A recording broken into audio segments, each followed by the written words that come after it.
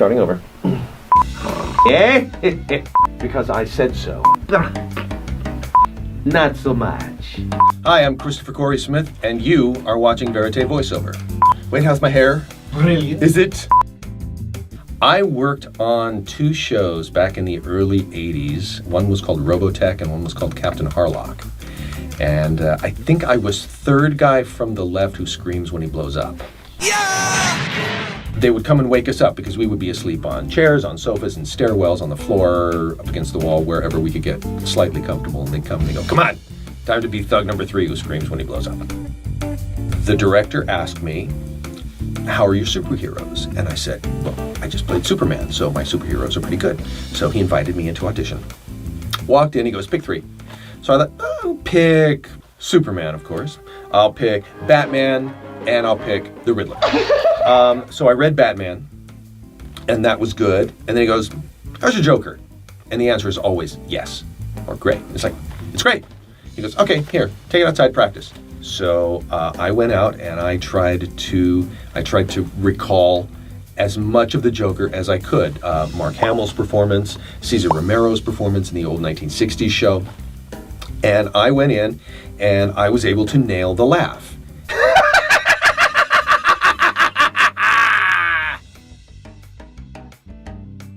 Some of the other characters that I do include Luke Skywalker. I've gotten to be the voice of Luke Skywalker a couple of times. Disney did a Phineas and Ferb Star Wars special that was very, very critically well received. You prepared to do your part, yes?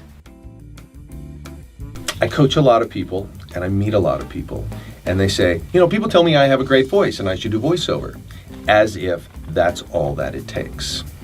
What it takes is, okay, you got a great instrument. You got to learn how to play it. Take a class, and take a class.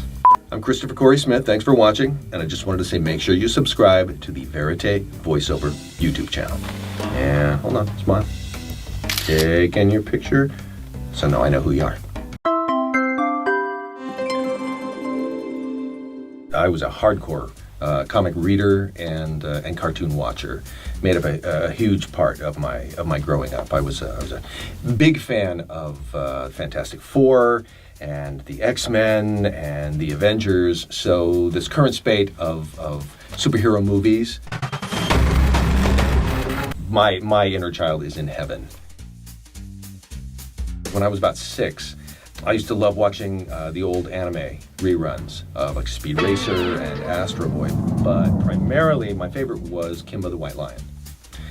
Just something about that just really spoke to me as a little kid, and I loved the show.